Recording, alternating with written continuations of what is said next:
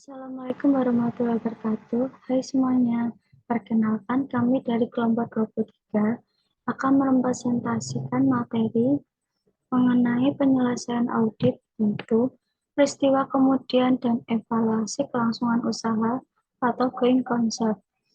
Presentasi ini dibuat dalam rangka memenuhi syarat ujian akhir semester dengan mata kuliah pengauditan 2 dengan dosen pengampu Bapak Arif Himawan Binugroho, SE, AK, MM, CA, CPA. Baik, perkenalkan, nama saya Adelia Vivi Sumanti dengan NIM 2105523012 dengan program studi S1 Akuntansi Fakultas Ekonomika dan Bisnis Universitas Di Kupang, Semarang.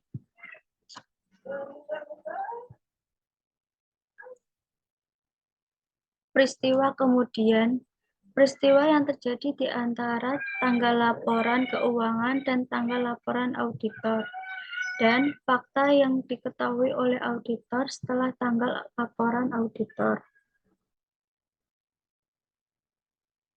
Pertimbangan pertama ditujukan pada penyelesaian audit. Prosedur yang dilaksanakan dalam aktivitas ini mempunyai beberapa karakteristik yang berbeda sebagai berikut. 1. Prosedur itu tidak bersangkutan dengan siklus transaksi atau akun-akun spesifik. 2. Prosedur itu dilaksanakan sesudah tanggal neraca. Prosedur itu melibatkan banyak pertimbangan subjektif atau auditor. 3. Prosedur itu biasanya dilaksanakan oleh manajer audit atau anggota senior lainnya dari tim audit yang mempunyai pengalaman yang luas dengan klien. Melakukan review atas peristiwa kemudian. Tanggung jawab auditor untuk menilai kewajaran laporan keuangan klien tidak terbatas pada pemeriksaan atas peristiwa dan transaksi yang terjadi hingga tanggal neraca. Menurut SAS 1, Codification of Statement on Audit Standard atau AU 560 Subsequent Events menyatakan bahwa auditor juga mempunyai tanggung jawab spesifik atas peristiwa dan transaksi yang mempunyai pengaruh material terhadap laporan keuangan dan terjadi sesudah tanggal neraca, tetapi sebelum penerbitan laporan keuangan serta laporan auditor. Peristiwa-peristiwa ini dikenal sebagai peristiwa kemudian atau subsequent events. Tanggung jawab auditor dalam menyelesaikan audit. Yang pertama, menyelesaikan pekerjaan lapangan. Kedua, mengevaluasi temuan. Dan yang terakhir, ketiga, berkomunikasi dengan klien. Menyelesaikan pekerjaan lapangan. Yang pertama, melakukan review atas peristiwa kemudian. Kedua, membaca notulen rapat. Ketiga, mendapatkan bukti mengenai litigasi klaim, dan penilaian. 4. Mendapatkan surat representasi klien. Dan yang terakhir, kelima, melaksanakan prosedur analitis. Laporan keuangan mungkin dipengaruhi oleh peristiwa tertentu yang terjadi setelah tanggal laporan keuangan. Banyak kerangka laporan keuangan secara khusus merujuk pada peristiwa tersebut. Kerangka pelaporan keuangan tersebut biasanya mengidentifikasi dua jenis peristiwa.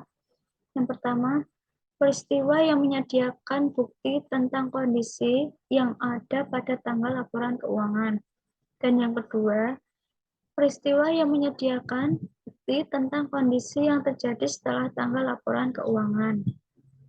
Menurut SA 700, menjelaskan bahwa tanggal laporan auditor menginformasikan kepada pembaca bahwa auditor telah mempertimbangkan pengaruh atas peristiwa dan transaksi yang diketahui oleh auditor dan yang terjadi sampai pada tanggal tersebut. Prosedur audit dalam periode setelah tanggal neraca. Yang pertama, Membaca laporan keuangan interim terakhir yang tersedia serta membandingkannya dengan laporan yang sedang dilaporkan dan melakukan perbandingan lainnya yang sesuai dalam situasi-situasi itu. Kedua, menanyakan kepada manajemen yang bertanggung jawab atas hal-hal keuangan dan akuntansi mengenai, yaitu pertama, setiap kewajiban kontingen atau komitmen besar yang ada pada tanggal neraca atau tanggal pertanyaan itu diajukan. Kedua, setiap perubahan yang signifikan pada modal saham, hutang jangka panjang, atau modal kerja sampai tanggal pertanyaan diajukan.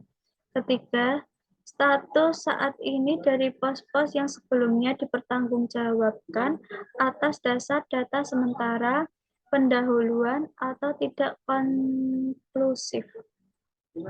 Yang terakhir, apakah setiap penyesuaian yang tidak biasa telah dilakukan sejak tanggal neraca? Lanjutannya, ketiga, membaca notulen rapat Dewan Komisaris, pemegang saham, dan komite lainnya yang sesuai. Keempat, menanyakan ahli hukum klien mengenai litigasi, klaim, dan penilaian. Kelima, mendapatkan surat representasi dari klien mengenai peristiwa kemudian yang menurut pendapatnya akan memerlukan penyesuaian atau pengungkapan. Yang terakhir, keenam, melakukan tanya jawab tambahan atau melaksanakan prosedur tambahan yang dipandang perlu dalam situasi-situasi itu. Pengaruh terhadap laporan auditor. Kelalaian untuk mencatat atau mengungkapkan secara tepat peristiwa kemudian dalam laporan keuangan akan menimbulkan penyimpangan dari laporan standar auditor. Tergantung pada materialitas, auditor harus menyatakan baik pendapat wajar dengan pengecualian ataupun pendapat tidak wajar karena laporan keuangan tidak disajikan secara wajar sesuai dengan prinsip-prinsip akuntansi yang berlaku umum. Membaca notulen rapat. Notulen rapat pemegang saham, Dewan Komisaris, dan subkomitenya seperti Komite Keuangan dan Komite Audit dapat memuat hal-hal yang mempunyai signifikansi audit. Sebagai contoh, Dewan Komisaris dalam mengotorisasi penerbitan obligasi baru, pembelian saham treasury, pembayaran dividen tunai, atau penghentian lini produk. Masing-masing situasi ini akan mempengaruhi asumsi manajemen dalam laporan keuangan. Auditor harus menentukan bahwa semua notulen rapat dewan yang diadakan selama periode yang sedang diaudit dan selama periode dari tanggal neraca sampai akhir pekerjaan lapangan harus diserahkan kepadanya untuk direview atau ditelaah. Pembacaan notulen rapat biasanya dilakukan secara segera setelah hal itu tersedia, guna memberikan auditor kesempatan maksimum untuk menilai signifikansi auditnya. Misalnya, informasi yang dipelajari dari catatan itu dapat menyebabkan auditor mengubah pengujian substantif yang telah direncanakan, atau meminta klien untuk menyertakan pengungkapan peristiwa kemudian dalam laporan keuangan. Pembacaan notulen rapat oleh auditor harus didokumentasikan dalam kertas kerja. Pertimbangan audit. Yang pertama, eksistensi kondisi, situasi, atau serangkaian situasi yang menunjuk ketidakpastian mengenai kemungkinan terjadinya kerugian pada suatu entitas dari litigasi, klaim, dan penilaian, atau litigation and assessment strip LCA. 2. Periode di mana penyebab yang mendasari tindakan hukum terjadi. 3. Tingkat probabilitas hasil yang tidak menguntungkan. Keempat, jumlah atau rentang kerugian yang potensial. Dengan demikian, auditor harus melakukan tanya jawab dan diskusi dengan manajemen tentang arti dari identifikasi LCA, mendapatkan dari manajemen suatu uraian dan evaluasi atas LCA yang terjadi pada tanggal neraca, dan mendapatkan kepastian dari manajemen lebih baik dalam bentuk tertulis tentang eksistensi setiap klaim yang belum ditegaskan. Berikut surat pertanyaan dari audit.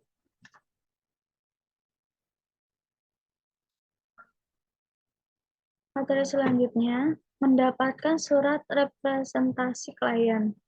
Pertama, mengonfirmasikan representasi lisan yang diberikan kepada auditor. Kedua, mendokumentasikan kelayakan yang berkelanjutan dari representasi tersebut. Ketiga, mengurangi kemungkinan kesalahpahaman mengenai representasi manajemen. Isi dari surat representasi. Yang pertama, laporan keuangan. Kedua, kelengkapan informasi. Ketiga, pengakuan, pengukuran, dan pengungkapan. Yang terakhir, peristiwa kemudian.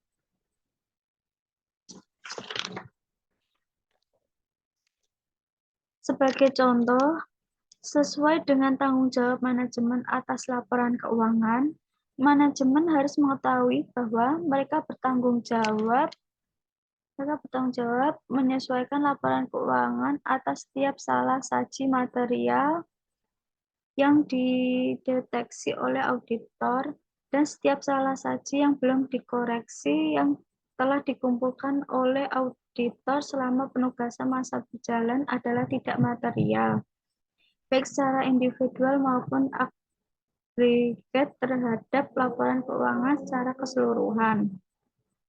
Gambar 19-3 menyajikan contoh surat rep yang mencakup representasi yang berkaitan dengan masing-masing dari keempat kategori utama ini.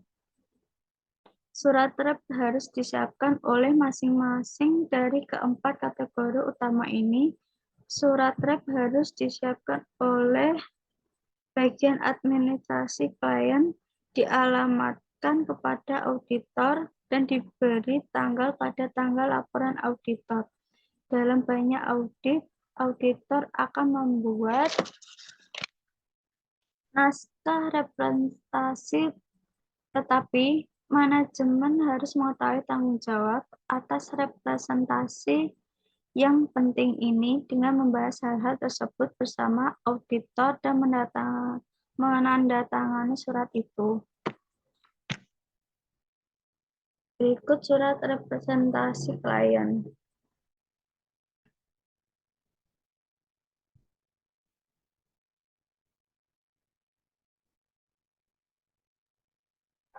Pengaruh terhadap laporan auditor.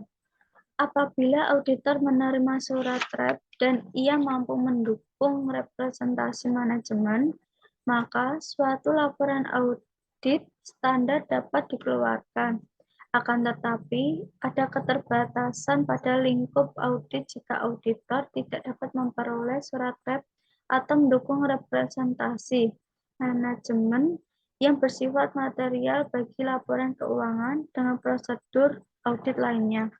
Suatu pembatasan lingkup akan mengakibatkan penyimpanan dari laporan standar auditor, baik melalui pendapat wajar dengan kualifikasi maupun penolakan pemberian pendapat.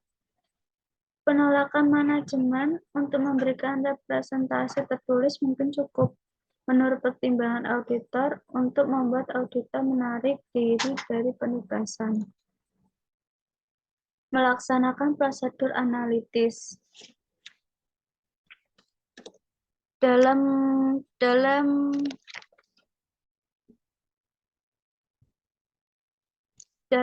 melakukan review keseluruhan, Auditor membaca laporan keuangan dan mencatat yang menyertainya serta mempertimbangkan kelayakan bukti yang diperoleh dalam menanggapi saldo dan hubungan yang tidak biasa serta tidak terduga yang diantisipasi dalam perencanaan audit atau diidentifikasi selama audit dalam pengujian substantif. Prosedur analitis kemudian diterapkan pada laporan keuangan untuk menentukan apakah ada hubungan tambahan yang tidak biasa atau tidak terduga. Jika terjadi hubungan semacam itu, maka prosedur audit tambahan harus dilaksanakan dalam penyelesaian audit. Berbagai prosedur analitis dapat digunakan. Prosedur itu harus 1. Diterapkan pada bidang-bidang audit yang kritis yang diidentifikasi selama audit. Kedua, didasarkan atas data laporan keuangan sesudah semua penyesuaian dan reklasifikasi audit telah diakui.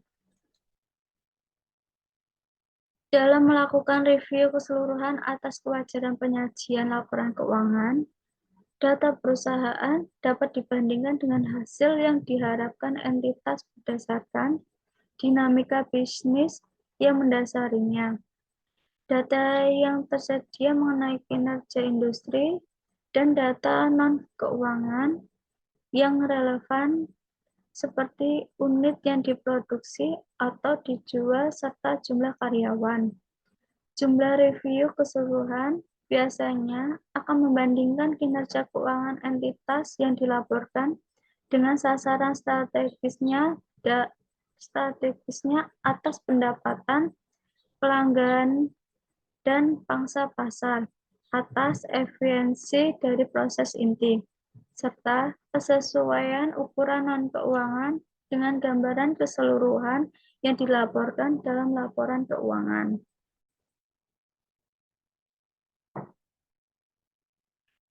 Berikutnya, mengevaluasi temuan. Yang pertama, membuat penilaian akhir atas materialitas dan resiko audit. Kedua, merumuskan pendapat dan membuat naskah laporan audit. Ketiga, mengevaluasi apakah ada keraguan yang besar mengenai kemampuan entitas untuk mempertahankan kelanjutan usahanya atau going concern.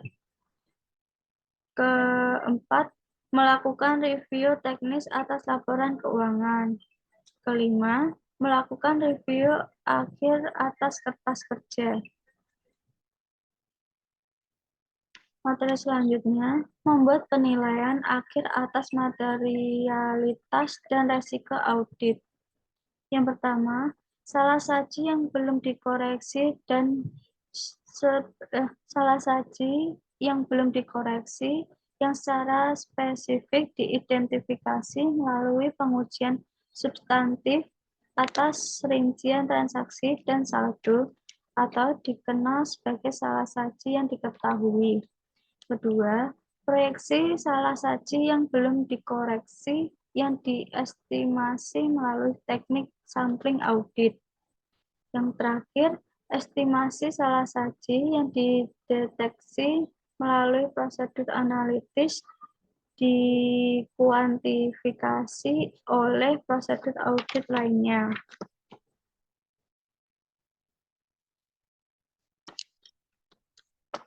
Mengevaluasi kelanjutan usaha. Jika auditor menyimpulkan bahwa tidak ada keraguan yang substansial, maka ia tetap harus mempertimbangkan kebutuhan akan pengungkapan. Beberapa informasi yang mungkin diungkapkan mencangkup antara lain, yang pertama, kondisi dan peristiwa bersangkutan yang menimbulkan penilaian atas keraguan yang substansial mengenai kemampuan entitas untuk mempertahankan kelanjutan usahanya selama periode waktu yang layak. Yang kedua, kemungkinan pengaruh kondisi dan peristiwa tersebut. Ketiga, evaluasi manajemen atas signifikansi dari kondisi-kondisi dan peristiwa itu serta setiap faktor yang dapat mengurangi. Yang keempat, kemungkinan penghentian operasi. Yang kelima, rencana manajemen atau termasuk informasi keuangan prospektif yang relevan. Dan yang terakhir, informasi tentang pemulihan atau klasifikasi jumlah aktiva yang tercatat atau jumlah klasifikasi kewajiban. Jika setelah mempertimbangkan kondisi-kondisi yang diidentifikasi dan rencana manajemen, auditor menyimpulkan bahwa ada keraguan yang substansial mengenai kemampuan entitas untuk mempertahankan kelanjutan usaha selama periode waktu tersisa yang layak. Maka, laporan audit biasanya berisi pendapat wajar tanpa pengecualian dengan paragraf penjelasan tentang ketidakpastian atau sesudah paragraf pendapat. Untuk mencerminkan kesimpulan itu, kesimpulan auditor mengenai kemampuan entitas untuk mempertahankan kelanjutan usahanya harus dinyatakan dan menggunakan frasa keraguan yang substansial mengenai kemampuan atau entitas untuk mempertahankan kelanjutan usaha. Jika auditor menyimpulkan bahwa pengungkapan entitas mengenai kemampuan entitas itu untuk mempertahankan kelanjutan usaha tidak memadai, maka ada penyimpangan dari prinsip-prinsip akuntansi yang berlaku umum. Ini dapat mengakibatkan pendapat wajar dengan pengecualian atau kecuali untuk atau penolakan pemberian pendapat. Melakukan review teknis atas laporan keuangan. Banyak kantor akuntan publik mempunyai daftar periksa laporan keuangan terrinci yang diselesaikan oleh auditor yang melaksanakan review awal atas laporan keuangan bersangkutan. Daftar periksa yang lengkap itu kemudian direview oleh manajer dan partner yang bertanggung jawab atas penugasan tersebut. Sebelum mengeluarkan laporan audit atas klien yang merupakan perusahaan terbuka, review teknis juga harus dilakukan atas laporan itu oleh partner yang bukan anggota tim audit. Daftar periksa itu mencakup hal-hal yang berkenaan dengan bentuk dan isi dari masing-masing laporan keuangan dasar termasuk pengungkapan yang diisyaratkan. Kebanyakan kantor akuntan sekarang mempunyai daftar periksa terpisah untuk klien SEC dan non-SEC. Daftar periksa yang lengkap dan temuan dari para preview harus tercantum dalam kertas kerja. Materi selanjutnya, merumuskan pendapat dan menulis naskah laporan audit. Pengujian-pengujian ini seringkali dilaksanakan oleh personil staf yang partisipasinya dalam audit mungkin terbatas pada beberapa bidang atau akun. Pada saat pengujian atas masing-masing bidang fungsional atau pos laporan telah selesai, staf auditor diharapkan untuk mengiktisarkan semua temuannya. Dalam penyelesaian audit, auditor perlu memisahkan temuan-temuan dengan mengiktisarkan dan mengevaluasinya untuk tujuan menyatakan pendapat atas laporan keuangan secara keseluruhan. Tanggung jawab akhir atas langkah-langkah ini terletak pada partner yang melakukan penugasan itu.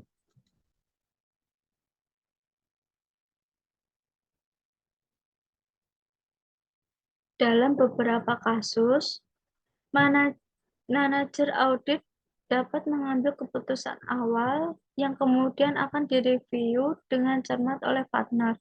Sebelum mengambil keputusan akhir tentang pendapat, biasanya diadakan suatu konferensi dengan klien. Pada pertemuan ini, auditor melaporkan semua temuannya secara lisan dan berusaha memberikan dasar pemikiran untuk melakukan penyesuaian yang diusulkan dan atau pengungkapan tambahan. Sebaliknya, manajemen dapat berusaha untuk mempertahankan posisinya. Pada akhirnya, beberapa kesepakatan umumnya dapat dicapai tentang perubahan yang harus dilakukan dan auditor dapat meneruskan dan mengeluarkan pendapat wajar tanpa pengecualian. Apabila kesepakatan tersebut tidak dapat dicapai, maka auditor mungkin akan mengeluarkan jenis pendapat lainnya. Penyampaian pendapat auditor dapat dilakukan melalui suatu laporan audit. Melakukan review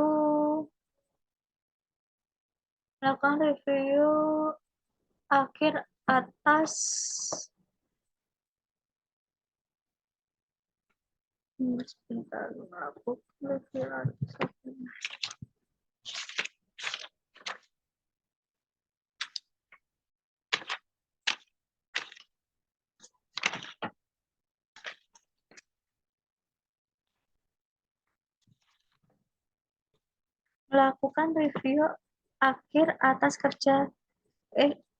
melakukan review akhir atas kertas kerja.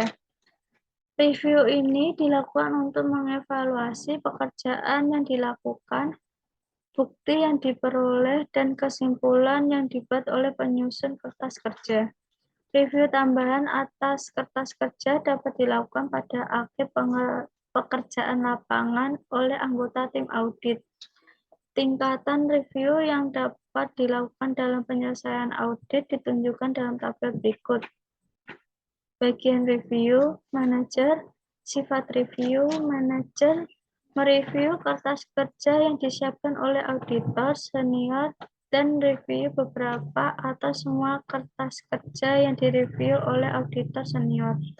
Partner yang bertanggung jawab atas penugasan sifat reviewnya, mereview kertas kerja yang disiapkan oleh manajer dan mereview kertas kerja lainnya atas dasar selektif. Review yang dilakukan partner atas kertas kerja dirancang untuk mendapatkan kepastian bahwa pekerjaan yang dilakukan oleh bawahan adalah akurat dan lengkap. Pertimbangan yang dilakukan oleh bawahan adalah layak dan tepat pada situasi bersangkutan. Penugasan audit telah diselesaikan sesuai dengan kondisi dan syarat yang ditetapkan dalam surat penugasan. Semua pertanyaan tentang akuntansi, audit, dan pelaporan signifikan yang timbul selama audit telah diselesaikan dengan tepat. Kertas kerja mendukung pendapat auditor.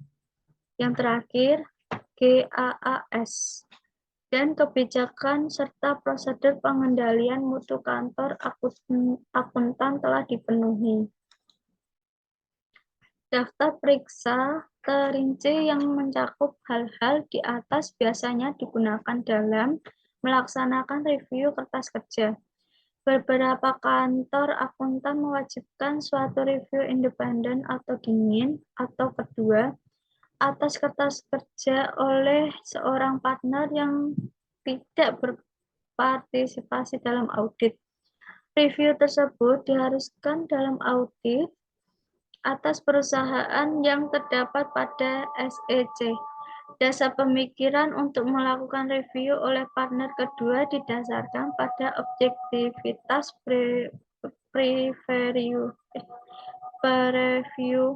yang mungkin akan menantang hal-hal yang telah disetujui oleh para pereview sebelumnya.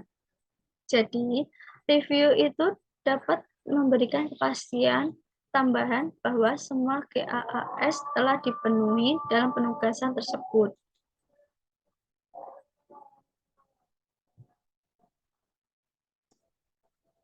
Komunikasi dengan klien.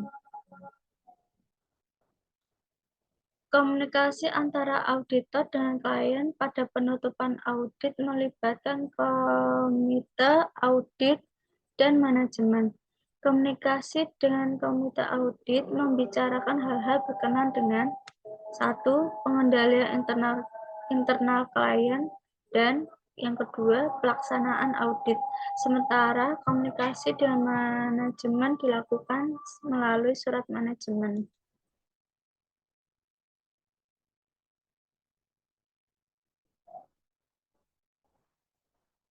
Mengkomunikasikan hal-hal yang berkaitan dengan pengendalian internal. Communication of internal control related matters not in an audit mempersyaratkan auditor untuk menyampaikan kondisi-kondisi yang dapat dilaporkan reportable condition yang diidentifikasikan sebagai hal yang merupakan kekurangan yang signifikan dalam perancangan atau operasi pengendalian internal yang dapat berpengaruh buruk terhadap kemampuan organisasi untuk mencatat, memproses, mengiktisarkan, dan melaporkan data keuangan yang konsisten dengan asumsi manajemen dalam laporan keuangan. Komunikasi itu sebaiknya dilakukan dalam bentuk tertulis. Pembagian laporan itu biasanya harus dibatasi dengan komite audit, manajemen, dan pihak lain di dalam organisasi. Akan tetapi, apabila laporan tersebut disyaratkan oleh otoritas pemerintah, maka rujukan khusus harus dinyatakan dalam laporan itu. Menurut AU 325/11 menyatakan bahwa setiap laporan yang diterbitkan mengenai kondisi yang dapat dilaporkan harus, yang pertama, menunjukkan bahwa tujuan audit adalah laporan tentang laporan keuangan dan bukan memberikan kepastian tentang pengendalian internal. Kedua, menyertakan definisi tentang kondisi yang dapat dilaporkan. Yang terakhir, yang ketiga, menyertakan pembatasan pembagian.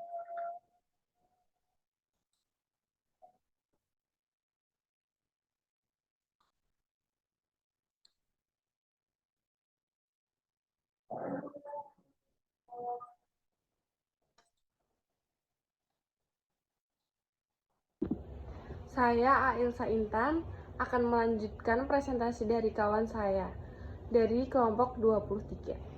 Yang selanjutnya yaitu suatu kondisi yang dapat dilaporkan bisa begitu besar sehingga merupakan kelemahan yang material. Suatu kondisi yang dapat dilaporkan di mana rancangan atau operasi dari satu atau lebih komponen pengendali internal tidak mengurangi naik hingga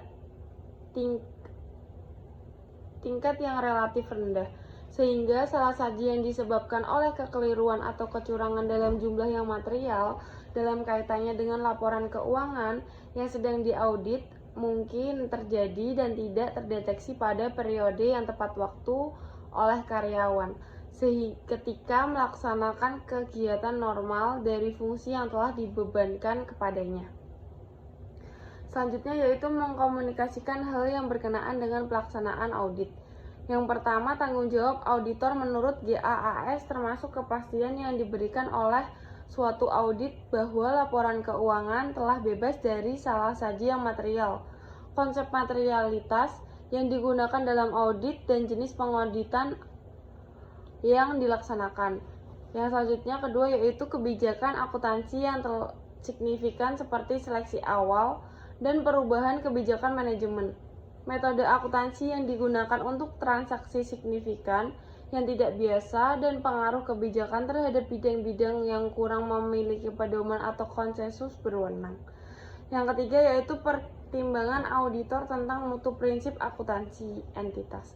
Kejelasan dan kelengkapan laporan keuangan entitas itu serta pos-pos yang mempunyai dampak signifikan terhadap kelayakan variabilitas dan realitas penyajian informasi.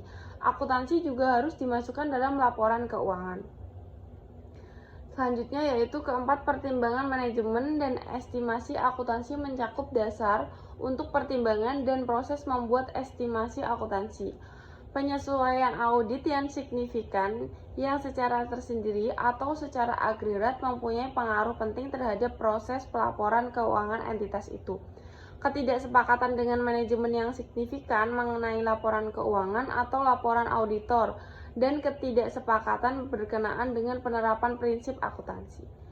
Konsultasi dengan akuntan lain tentang masalah akuntansi dan auditing.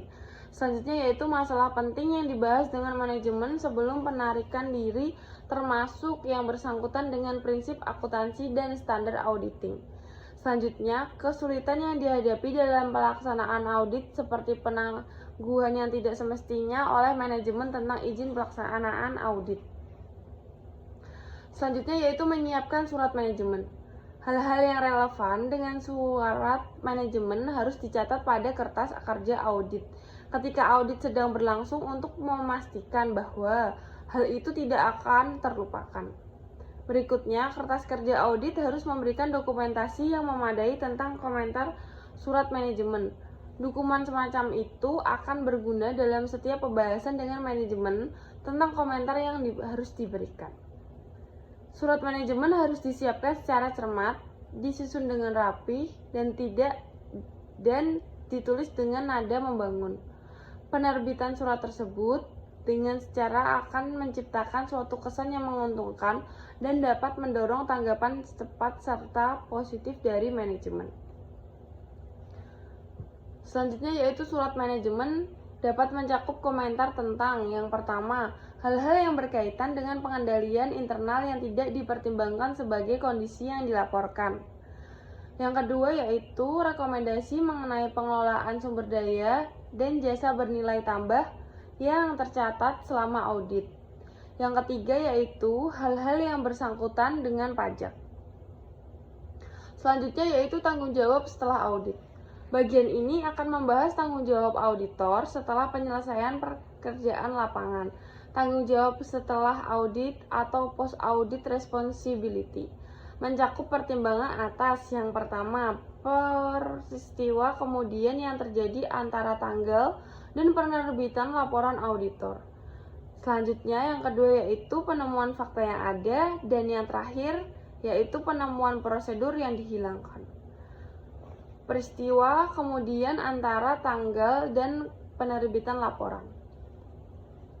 Auditor tidak mempunyai tanggung jawab untuk mengajukan pertanyaan atau pelaksanaan suatu prosedur audit apapun selama periode waktu itu guna menemukan peristiwa kemudian yang material. Akan tetapi, jika pengetahuan tentang peristiwa semacam itu menarik perhatian auditor, maka ia harus mempertimbangkan apakah perlu melakukan pengungkapan atau penyesuaian atas laporan keuangan peristiwa itu. Apabila penyesuaian diperlukan dan manajemen secara layak mengubah laporan tersebut, maka auditor dapat mengeluarkan laporan audit standar. Apabila pengungkapan yang diperlukan dibuat oleh manajemen, auditor juga dapat mengeluarkan laporan standar, asalkan laporan itu diberi tanggal kembali agar sesuai dengan tanggal peristiwa kemudian. Yaitu auditor juga dapat menggunakan tanggal ganda atau dua tanggal atau dual dating dalam laporan audit. Jika tindakan ini dilakukan, maka tanggal semula akan dipertahankan kecuali tanggal peristiwa kemudian. Tanggal ganda itu ditunjukkan dalam laporan audit langsung di bawah tanda tangan kantor akuntan dengan cara yang sama seperti postscript atau PS dalam surat. Tanggal ganda adalah praktik yang paling umum karena memberi tanggal kembali atas keseluruhan laporan akan memperluas tanggung jawab auditor secara keseluruhan di luar penyelesaian pekerjaan lapangan. Ketika memberi tanggal kembali, auditor harus memperpanjang prosedur review atau peristiwa kemudian sampai tanggal terakhir. Selanjutnya yaitu penemuan fakta yang ada pada tanggal laporan. Auditor tidak mempunyai tanggung jawab untuk menemukan fakta yang ada. Setelah audit, tetap tidak diketahui pada tanggal laporan audit. Namun, SAS1, Subsequent Discovery of Fact Exist and Date of the Auditor Report, atau AU561, menunjukkan dalam AU561.04 bahwa jika terjadi. Yang pertama, auditor menyadari adakah fakta tersebut, dan yang kedua yaitu faktor itu mungkin mempengaruhi laporan yang telah dikeluarkan. Maka auditor diwajibkan untuk memastikan reliabilitas informasi itu. Hal itu tidak diinginkan adalah penyusunan laporan yang direvisi oleh klien dan penerbitan laporan audit yang direvisi secepat serta sepraktis mungkin. Jika klien menolak untuk mengungkapkan fakta yang baru ditemukan, maka auditor harus memberitahu setiap anggota Dewan Komisaris mengenai penolakan tersebut. Selanjutnya yaitu AU 561.08 juga menyatakan bahwa auditor harus mengambil langkah-langkah berikut untuk mencegah ketergantungan lebih lanjut pada laporan itu. Yang pertama, memberitahu klien bahwa laporan audit tidak dapat lagi dikaitkan dengan laporan keuangan. Yang kedua, memberitahu lembaga berwenang yang mempunyai jurisdiksi terhadap klien bahwa laporan itu tidak dapat lagi diandalkan. Memberitahu biasanya melalui lembaga yang berwenang. Setiap orang yang diketahui mengandalkan pada laporan bahwa laporan auditor itu tidak dapat lagi diandalkan. Selanjutnya yaitu penemuan prosedur yang dihilangkan.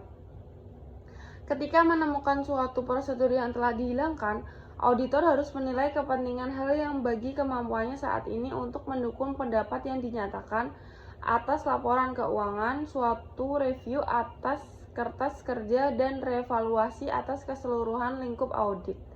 Dapat memungkinkan auditor untuk menyimpulkan bahwa ia masih dapat mendukung pendapat yang dinyatakan sebelumnya.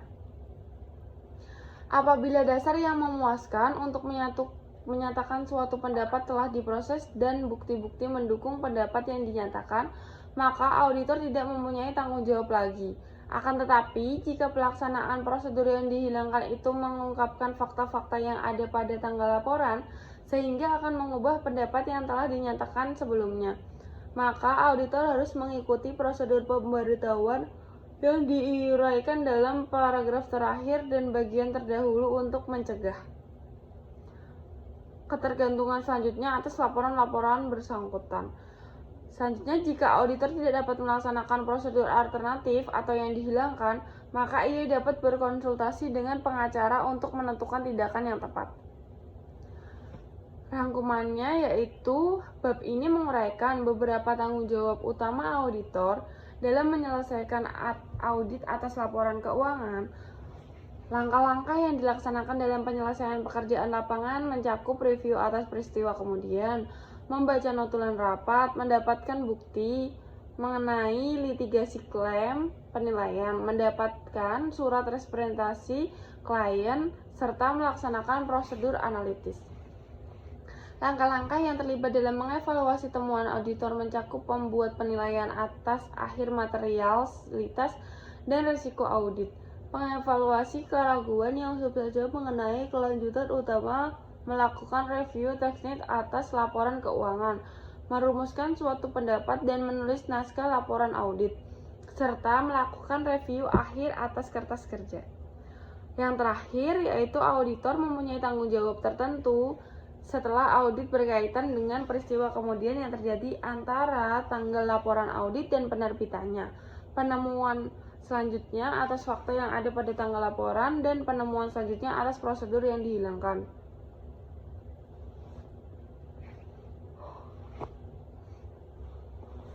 Selanjutnya, contoh kemungkinan kondisi yang dapat dilaporkan. Berikut ini adalah contoh-contoh hal yang mungkin merupakan kondisi yang dapat dilaporkan yang akan dikelompokkan menurut kategori kondisi dalam kategori menurut kondisi spesifik. Hal-hal tertentu itu mungkin juga memerlukan komunikasi menurut ketentuan SAS lainnya. Kekurangan dalam perancangan pengendalian internal. Yang pertama, keseluruhan perancangan pengendalian internal tidak memadai. Kedua, tidak adanya pemisahan tugas yang tepat, sejalan dengan tujuan pengendalian yang tepat. Yang ketiga yaitu tidak adanya review dan persetujuan yang tepat atas transaksi ayat jurnal akuntansi atau keluaran atau output sistem. Selanjutnya yang keempat yaitu prosedur yang tidak dapat memadai untuk secara tepat menilai dan menerapkan prinsip akuntansi. Yang kelima yaitu tidak adanya teknik pengendalian lainnya yang dianggap tepat untuk jenis dan tingkat aktivitas transaksi. Yang keenam yaitu ketentuan yang tidak memadai untuk mengamankan aktiva. Yang ketujuh atau terakhir adalah bukti bahwa suatu sistem telah gagal memberikan keluaran yang lengkap dan akurat sejalan dengan tujuan serta kebutuhan saat ini karena kelemahan perancangan. Selanjutnya yaitu kelalaian dalam operasi pengendalian internal. Yang pertama, bukti tentang kegagalan pengendalian yang diidentifikasi dalam mencegah atau mendeteksi salah satu informasi akuntansi. Yang kedua, bukti bahwa sistem telah gagal memberikan keluaran yang tepat dan akurat sejalan dengan tujuan pengendalian entitas akibat kesalahan penerapan prosedur pengendalian. Selanjutnya yang ketiga yaitu bukti tentang kegagalan untuk menjaga aktiva dari kehilangan, kerusakan, atau penggelapan. Yang selanjutnya keempat yaitu bukti tentang pelanggaran yang disengaja atas struktur pengendalian internal oleh mereka yang berwenang untuk merusak keseluruhan tujuan sistem. Selanjutnya yaitu bukti tentang kegagalan untuk melaksanakan tugas-tugas yang merupakan bagian dari pengendalian internal, seperti rekonsiliasi yang tidak dapat disiapkan atau yang disiapkan secara tidak tepat waktu. Bukti mengenai tindakan yang salah secara sengaja atau karyawan manajemen. Selanjutnya yaitu bukti tentang manipulasi, pemalsuan, atau pengubahan catatan akuntansi atau dokumen pendukung. Selanjutnya yaitu bukti tentang kesalahan penerapan prinsip akuntansi secara sengaja, dan yang terakhir yaitu bukti tentang salah saji oleh personel klien kepada auditor, bukti bahwa karyawan atau manajemen tidak mempunyai kualifikasi dan pelatihan untuk menjalankan fungsi yang terjadi tugasnya. Selanjutnya yaitu materi tentang kelangsungan usaha. Asumsi kelangsungan usaha. Berdasarkan asumsi kelangsungan usaha, suatu entitas dipandang bertahan dalam bisnis untuk masa depan yang tidak diprediksi. Laporan keuangan bertujuan untuk disusun atas suatu basis kelangsungan usaha, kecuali manajemen bermaksud untuk melikuidasi entitas atau menghentikan operasinya, atau tidak memiliki alternatif yang tidak realistis selain melakukan tindakan tersebut di atas. Laporan keuangan bertujuan khusus yang dapat atau belum tentu disusun sesuai dengan suatu kerangka pelaporan keuangan yang relevan dan basis kelangsungan usaha. Sebagai contoh, basis kelangsungan usaha tidak relevan untuk beberapa laporan keuangan yang disusun berdasarkan suatu basis pajak dalam yurisdiksi tertentu. Ketika penggunaan asumsi kelangsungan usaha tidak tepat, aset dan liabilitas dicatat atas dasar entitas atas mampu untuk merealisasikan asetnya dan melunasi liabilitasnya dalam kegiatan normal bisnisnya. Penilaian manajemen atas kemampuan entitas untuk mempertahankan kelangsungan usahanya melibatkan suatu pertimbangan pada suatu waktu tertentu tentang hasil peristiwa atau kondisi masa depan yang tidak pasti secara inheren. Faktor-faktor berikut ini adalah relevan dengan pertimbangan tersebut. Yang pertama yaitu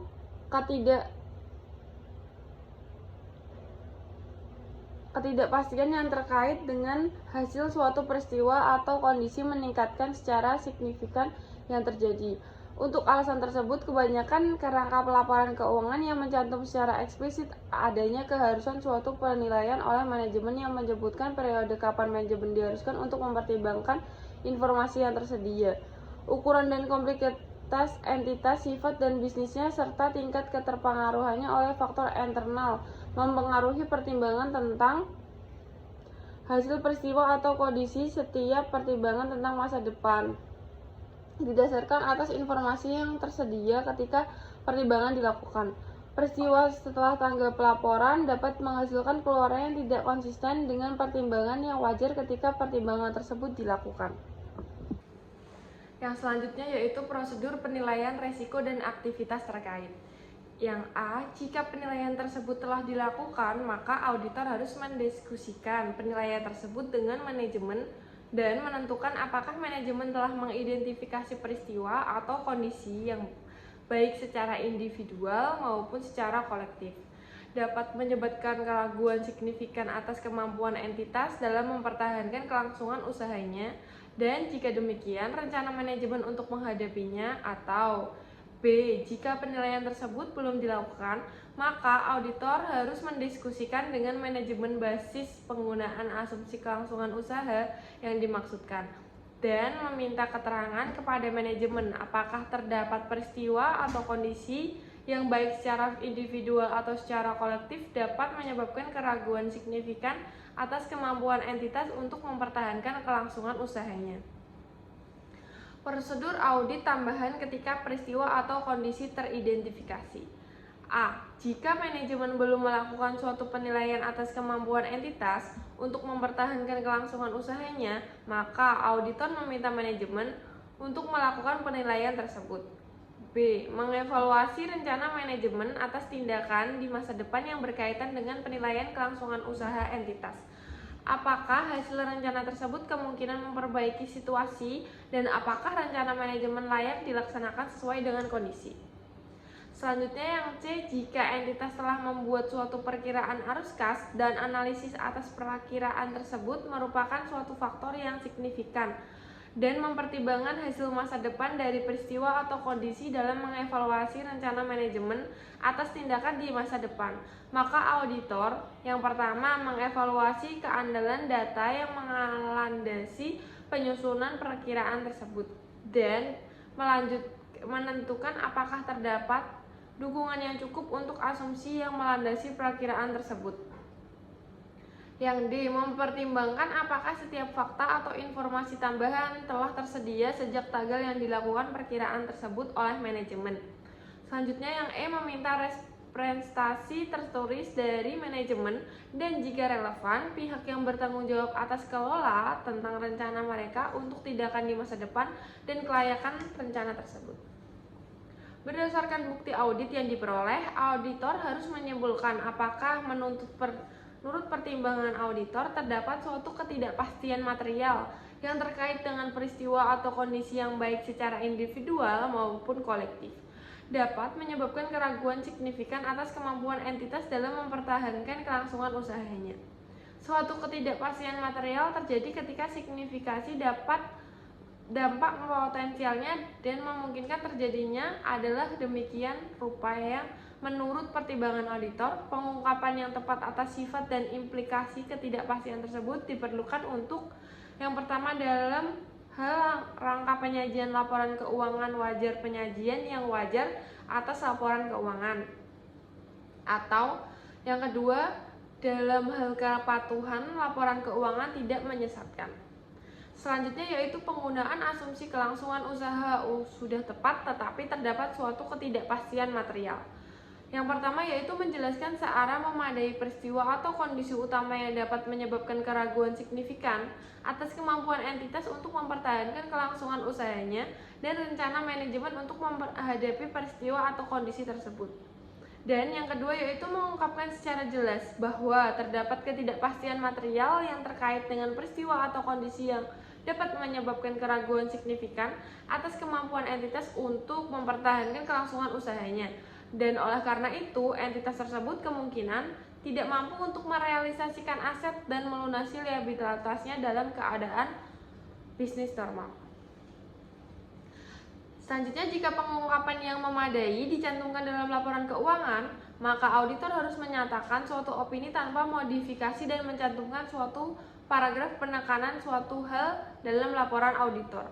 Untuk yang pertama, menekankan keberadaan suatu ketidakpastian material yang berkaitan dengan peristiwa atau kondisi yang dapat menyebabkan keraguan signifikan atas kemampuan entitas untuk mempertahankan kelangsungan usahanya. Dan yang kedua yaitu mengarahkan perhatian pada catatan atau laporan keuangan. Selanjutnya prosedur penilaian risiko dan aktivitas yang terkait keuangan.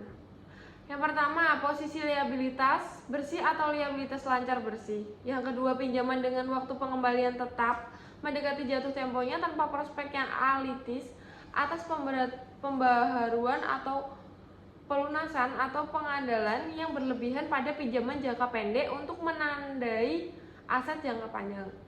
Yang ketiga yaitu identifikasi penarikan dukungan keuangan oleh kreditor. Yang keempat, arus kas operasi yang negatif yang diidentifikasi oleh laporan keuangan historis atau prospektif.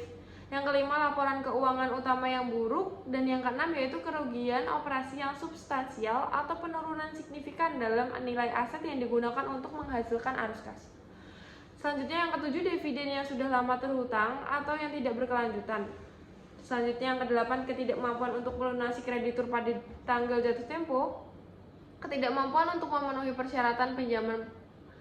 Yang kesembilan yaitu perubahan transaksi dengan pemasok, yaitu dari transaksi kredit menjadi transaksi tunai ketika pengiriman. Dan yang ke-10 yaitu ketidakmampuan untuk memperoleh pendanaan untuk pengembangan produk baru yang esensial atau investigasi esensial lainnya. Selanjutnya yaitu pada operasi. Pertama, intensi manajemen untuk melikuidasi entitas atau untuk menghentikan operasinya. Hilangnya manajemen kundi tanpa penggantian. Yang kedua yaitu hilangnya suatu pasar utama, pelanggan utama, waralaba, lisensi atau pemasok utama. Yang ketiga yaitu kesulitan tenaga kerja. Selanjutnya kekurangan penyediaan barang atau bahan. Selanjutnya muncul mostator yang sangat berhasil. Dan pada lain-lain, ada satu, ketidakpatuhan terhadap ketentuan permodalan atau ketentuan statutory lainnya.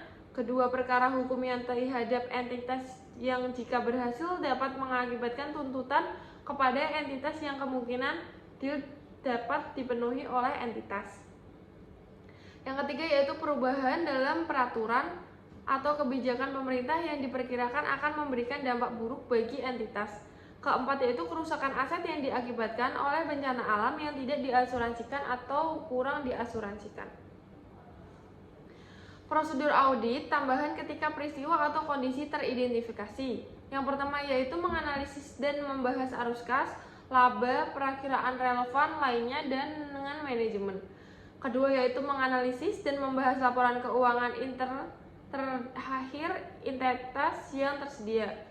Yang ketiga yaitu membaca persyaratan perjanjian pinjaman dan menentukan apakah terdapat pelanggaran persyaratan tersebut.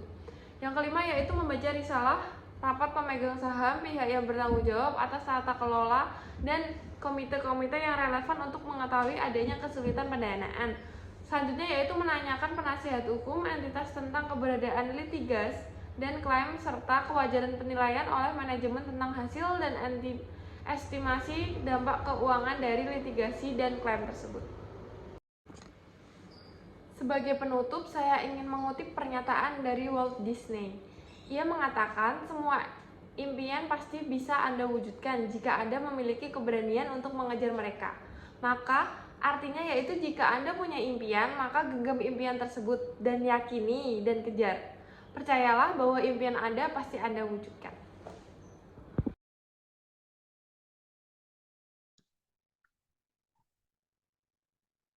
Kata motivasi dari saya, bila kegagalan bagaikan hujan dan keberhasilan bagaikan matahari, maka butuh keduanya untuk melihat pelangi. Sekian presentasi yang dapat kami sampaikan. Semoga ilmu yang kami berikan bermanfaat untuk kita semua. Terima kasih. Wassalamualaikum warahmatullahi wabarakatuh.